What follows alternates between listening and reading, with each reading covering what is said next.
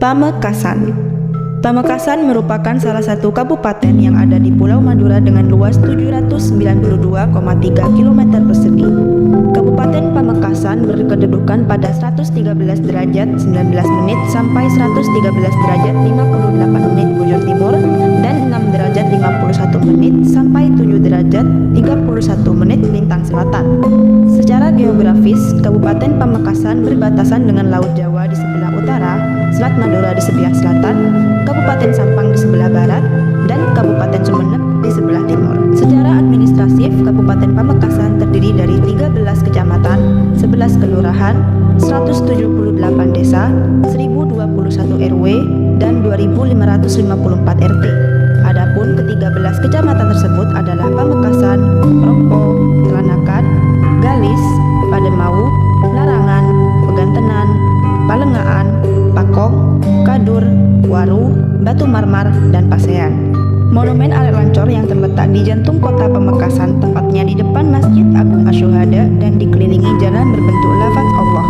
Hal ini mengandung makna yang sangat mendalam bahwa kemerdekaan yang telah kita raih merupakan rahmat Allah Subhanahu wa Ta'ala yang Maha Kuasa. Betapapun para pejuang kita dengan bersenjatakan arek dan lancor, bambu runcing, dan senjata tradisional lainnya dapat merebut dan mempertahankan kedaulatan dan kemerdekaan negara Republik Indonesia. Monumen Arek Lancor Pamekasan adalah monumen perjuangan yang merupakan tubuh peringatan kepahlawanan rakyat Madura dalam mempertahankan kedaulatan dan kemerdekaan negara Republik Indonesia. Bentuk monumen menggambarkan kobaran api nan tak kunjung padam yang terpencar dari perpaduan senjata tradisional rakyat Madura, arek dan lancor sebagai lambang dinamika yang menyala-nyala dari pejuangnya. Monumen Arek Lancor berdiri tegak di atas landasan yang kokoh, melukiskan keteguhan dan kesiapsiagaan rakyat Madura dalam menghadapi setiap tantangan. Ketika Ronggo Sukowati didaulat sebagai raja pertama yang menganut agama Islam, Ronggo Sukowati kemudian mendirikan masjid yang dikenal dengan nama Masjid Rato atau Masjid Raja. Masjid ini dibangun cukup sederhana dengan kapasitas jemaah 40 orang lebih sebagai syarat sahnya pelaksanaan ibadah sholat Jumat kala itu. Masjid Raja ini kemudian mengalami beberapa kali perubahan sebelum namanya dipatenkan menjadi Masjid Agung Asyuhada Pamekasan. Setahun setelah renovasi pada 25 Agustus 1940, Masjid Raja diresmikan dengan nama Masjid Jami Kota Pamekasan. Kini masjid berubah nama menjadi Masjid Agung Asyuhada Pamekasan. Penambahan nama Asyuhada ini karena dilatar belakangi perang pejuang orang Madura yang menolak pendudukan Belanda di Pamekasan pada tahun 1947. Belanda berhasil dipukul mundur ke arah selatan, sedangkan di depan masjid sekitar 1.500 mayat syuhada bergelimpangan melawan 50.000 pasukan Belanda. Sebagai penghargaan atas perjuangan syuhada, maka namanya diabadikan menjadi nama masjid, yakni Masjid Agung Asyuhada. Perubahan nama masjid ini dilakukan setelah dilakukan renovasi total pada September 1995 di bawah kepemimpinan Bupati Subagio. Bentuk masjid lebih modern dengan bangunan seluruhnya menggunakan cor beton. Ada 360 batang cor beton yang ditancapkan ke bumi untuk memperkuat bangunan, sebab lokasi masjid berada di pinggir sungai yang rawan longsor. Api abadi merupakan fenomena geologis berupa keluarnya gas metan dari dalam bumi melalui rekahan batuan. Fenomena semacam ini dapat terjadi di daerah yang memiliki kandungan gas tersebut. Di daerah Pamekasan, api abadi menyembul di Dusun Tengkah, Desa Larangan Tokol, Kecamatan Telanakan, kurang lebih berjarak 4 km dari kota Pamekasan. Masyarakat Pamekasan menyebut api abadi dengan nama Cengka. Walaupun keberadaan api abadi dapat dijelaskan secara ilmiah, namun masyarakat Pamekasan juga mempunyai legenda terkait dengan api abadi tersebut. Konon dahulu kala, di kerajaan Palembang ada seorang putri yang terkena penyakit mata misterius. Sang raja mencoba menghibur putri sembari mencari obatnya. Raja tak menyerah hingga mengadakan sayembara. Barang siapa yang bisa menyembuhkan penyakit putrinya akan dinikahkan dengan putrinya.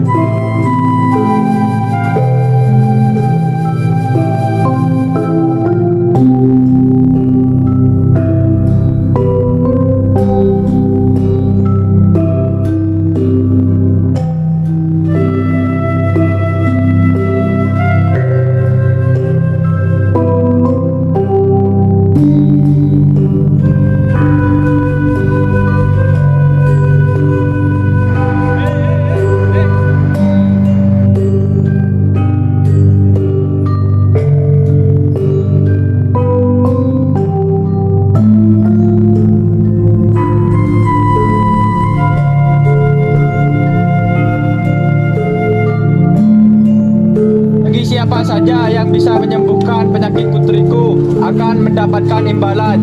Jika ia seorang laki-laki, akan aku nikahkan dengan putriku, dan jika ia perempuan, akan kuangkat ia sebagai anak. Tertanda Raja.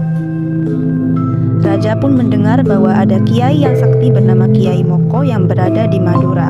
Raja pun meminta tolong kepada Kiai Moko untuk mencarikan obat putrinya.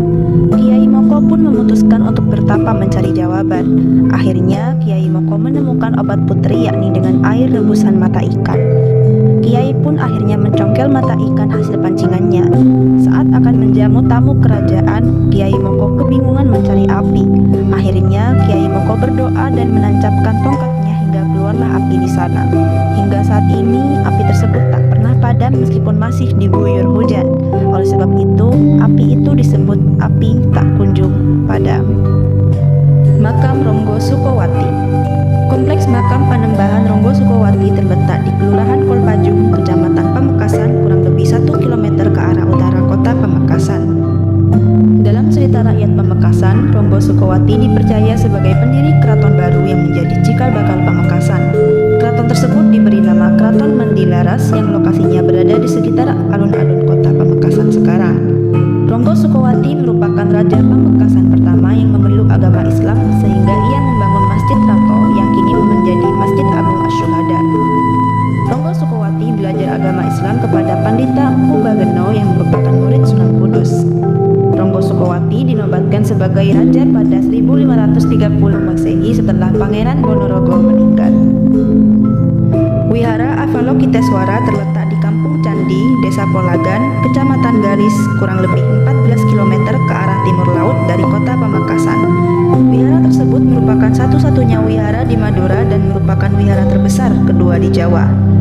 Wihara adalah tempat para biksu Buddha bertempat tinggal dan melakukan kegiatan ritual keagamaannya. Wihara biasanya merupakan sebuah kompleks yang di dalamnya terdapat tempat tinggal para biksu, asrama atau aula untuk umat, dan tempat melakukan ibadah. Dalam perkembangannya, wihara tidak hanya digunakan oleh umat Buddha saja, melainkan juga umat Konghucu dan Tao, sehingga dikenal sebagai Wihara Tridharma. Wihara Avalokiteswara Pamekasan merupakan Wihara Tridharma. Berdasarkan keterangan Ketua Yayasan Pengelola Wihara, Kosala Mahinda, Wihara Avalokiteswara dibangun pada abad 17 oleh Ti Solkwan, orang Cina yang bermukim di Pamekasan. Akan tetapi, bangunan yang ada sekarang bukanlah bangunan yang asli. Bangunan aslinya sudah tidak ada, karena pada tahun 1947-an bangunan tersebut dijarah dan dibakar. Bangunan wihara dibangun kembali pada tahun 1951. Sebagian dari tembok bangunan lama yang masih tersisa digunakan kembali hingga kini. Tembok tersebut masih dapat disaksikan menjadi bagian dari dinding kantor yayasan. Bangunan inti di kompleks wihara adalah bangunan yang di dalamnya terdapat altar utama. Di dalam altar terdapat arca utama yang menggambarkan Avalokiteswara. Keberadaan arca tersebut mempunyai kaitan erat dengan cerita rakyat yang mengisahkan rencana pembangunan candi oleh penguasa Majapahit. Pembangunan candi yang dimaksud terpaksa batal karena arcanya tidak dapat diangkut ke lokasi candi.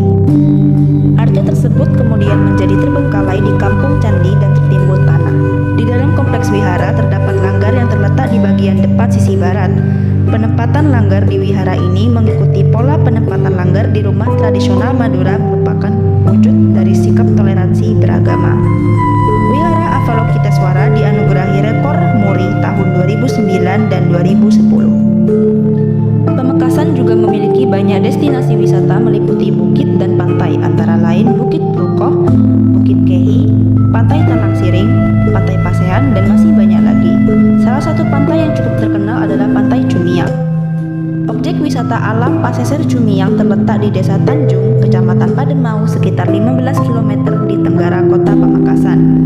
Berbeda dengan objek wisata pantai lain yang ada di Pamekasan, Pasisir Cumiang merupakan tanjung yang posisinya tinggi dengan pantai yang landai, sehingga hamparan laut tampak di bawah mengelilingi tanjung yang ditumbuhi pohon-pohonan.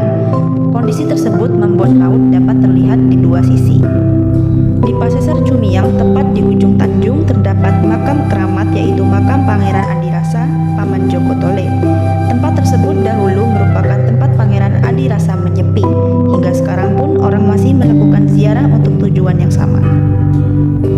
Garam merupakan salah satu produksi khas sebagai Pulau Garam.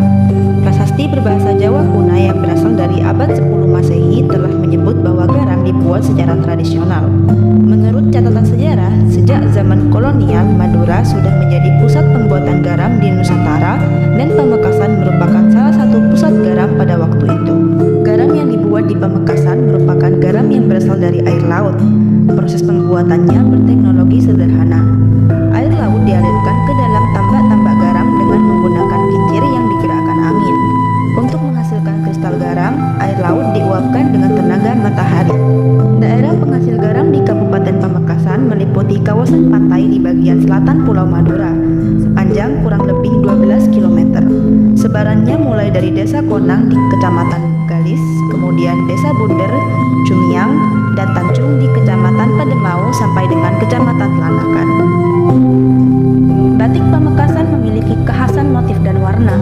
Motif khas batik Pamekasan antara lain adalah kembang testes, sek-sek, tanahan, dan moramo. Kembang testes adalah motif yang menggambarkan tanaman air. Motif sek-sek adalah motif batik yang terinspirasi dari bentuk sisi ikan. Sedangkan motif moramo adalah gambaran akar yang dibentuk menyerupai kipas. Motif batik tradisional yang hingga kini masih bertahan antara lain adalah tanahan sekar jeget, tanahan oleng, sabet manik, dan gurik kupu kecil. Kini motif batik Pamekasan pun makin beragam. Beberapa inovasi telah dilakukan oleh para pengrajin batik, baik dengan cara memodifikasikan motif-motif tradisional maupun menciptakan motif baru. Demikian juga halnya dengan pewarnaannya. Berkaitan dengan proses kreativitas ini, salah seorang pengusaha batik Pamekasan pernah mendapatkan penghargaan adikarya pada tahun 1999. Warna khas batik Pamekasan terang, yang oleh orang-orang di luar Pamekasan disebut warna norak. Warna tersebut menyimbolkan sifat yang ekspresif. Dominasinya adalah warna hijau, merah marun, kuning, dan coklat. Di Pamekasan, batik merupakan salah satu ikon yang penting karena Pamekasan menyatakan dirinya sebagai Kabupaten Batik. Pencanangannya dilakukan pada 24 Juni 2009. Pencanangan tersebut ditandai dengan pemecahan rekor muri dalam hal pembuatan batik tulis terpanjang di Indonesia, yaitu sepanjang 1530 meter. Angka 1530 merupakan angka penting, yaitu tahun berdirinya Kabupaten Pamekasan. Sebelumnya, rekor pembuatan batik terpanjang dipegang oleh Yogyakarta, yaitu sepanjang 1200 meter. Pembuatan batik tulis terpanjang tersebut dilakukan di Bundaran Monumen Arek Lancor, Kota Pamekasan. Dilakukan oleh 1000 perempuan, sehingga dikenal dengan sebutan Super Batik atau 1000 perempuan membatik. Pada tahun 2009, sentra batik di Kabupaten Pamekasan tersebar di 11 kecamatan. Jumlahnya sekitar 1.200 unit dengan nilai produksi mencapai 24 miliar rupiah. Dari sejumlah sentra batik yang ada, Kecamatan Propo, Palengaan, dan Pamekasan merupakan kecamatan yang memiliki unit usaha batik terbanyak. Desa Kelampar, Kecamatan Propo merupakan desa andalannya. Tari Ronting merupakan tari pembuka seni sandur. Dasar cerita sandur adalah cerita rakyat yang berhubungan dengan Belanda. Tari Ronting ditarikan oleh beberapa perempuan dengan kostum seperti prajurit Belanda. Dasar gerak tari Ronting adalah baris berbaris yang diselingi dengan beberapa jurus silat layaknya sebuah pasukan. Cerita sandur mengambil kehidupan komunitas Belanda dari perspektif rakyat yang menampilkan sosok tokoh Kapten Belanda sebagai tokoh yang sering melakukan kesalahan, dipleset-plesetkan dengan aneka perintah dan sikap yang kurang terpuji. Tari topeng ketak adalah tarian khas Pamekasan yang merupakan bagian dari tari Klonoan. Penari mengenakan topeng dari kayu berwajah tokoh pewayangan dari episode Mahabharata bernama Baladewa. Disebut tari topeng ketak sebab dalam pergelarannya diiringi oleh alunan irama saronin penong telok atau gamelan takuan geni, yakni terdiri dari gendang, 3 buah bonang, dan gendang. Tari topeng ketak dimainkan oleh 1 hingga 3 orang penari. Jenis seni tari topeng ketak ini memang menggunakan penutup wajah dan langkah gerak dalam pertunjukan dari topeng ketak itu disesuaikan dengan bunyi gendang.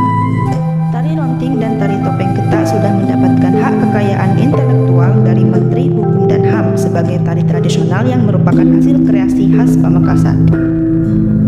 Rokat Tasek merupakan ritual yang dilaksanakan setiap tahun oleh komunitas nelayan. Ritual ini disebut pula Rokat Pangkalan atau Ruat Pangkalan Perahu. Upacara biasanya diadakan beberapa hari menjelang musim panen ikan.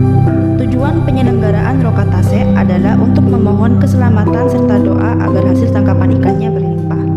Para nelayan menyiapkan perahu kecil dari batang pohon pisang yang dirangkai dengan bambu dan batang tebu. Perahu dihiasi dengan jagung bakar.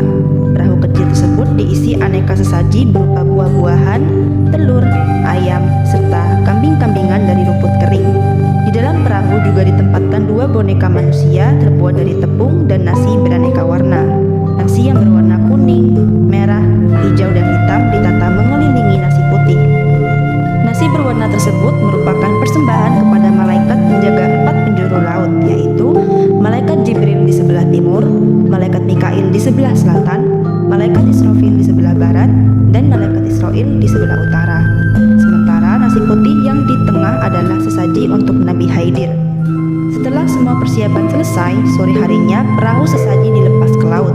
Malam harinya, penduduk dapat bersukacita menikmati hiburan berupa wayang topeng atau topeng dalang serta aneka kesenian yang lain.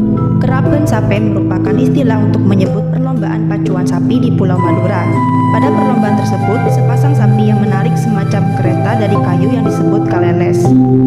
Pelaksanaan kerapen sape melibatkan banyak pihak, diantaranya adalah pemilik sapi pacuan, tukang tongkok atau orang yang bertugas mengendalikan sapi pacuan di atas kaleles, tukang tambeng atau orang yang menahan tali kekang sapi sebelum dilepas, tukang getak atau orang yang menggertak sapi agar pada saat diberi aba-aba dapat melesat dengan cepat, tukang tonje atau orang yang bertugas menarik dan menuntun sapi, dan tukang gubre atau rombongan yang bersorak-sorak untuk memberikan semangat sapi pacuan.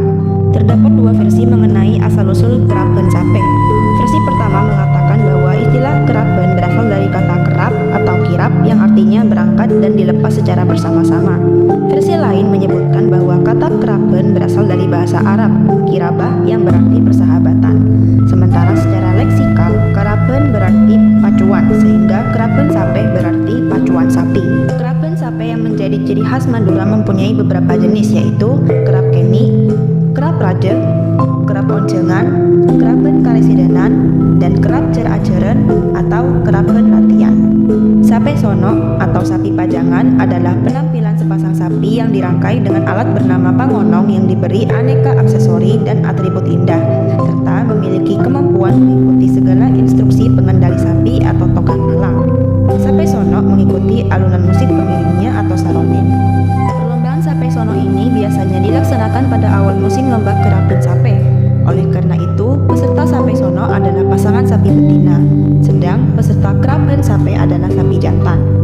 Jenis irama genting dan tempek saronen mengiringi penampilan sapi antara lain lambang sari, kilauan goyang, araan, masanewong, angleng, ayak samiran, udan miri, lencelen, okek, panas areh, puspo, dan sekar pocung.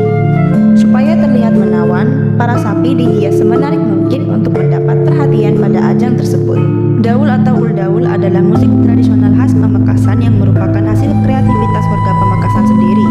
Instrumen yang digunakan berupa kentongan dan beragam peralatan lain seperti tong bekas penampungan air, drum bekas, rebana, dan kueningan. Jenis musik ini pertama kali dimainkan pada tahun 1999. Keberadaan musik uldaul sebenarnya dapat dirunut lebih jauh lagi ke belakang karena embrio daul adalah musik yang digunakan untuk membangunkan orang agar makan sahur. Karena berawal sebagai musik untuk membangunkan orang agar sahur, musik ini pun menjadi ciri khas Ramadan. Kini musik uldaul mengalami perkembangan yang pesat baik dari segi peralatannya, jenis musiknya, maupun perlengkapan pendukungnya. Peralatan musiknya semakin bervariatif. Sebagai hasil kreativitas warga Pamekasan, kini musik uldaul tidak hanya terkenal di Madura, tetapi ke seluruh Nusantara. Bahkan jenis musik ini telah memasuki ajang perlombaan seni musik dan beberapa kali meraih juara tingkat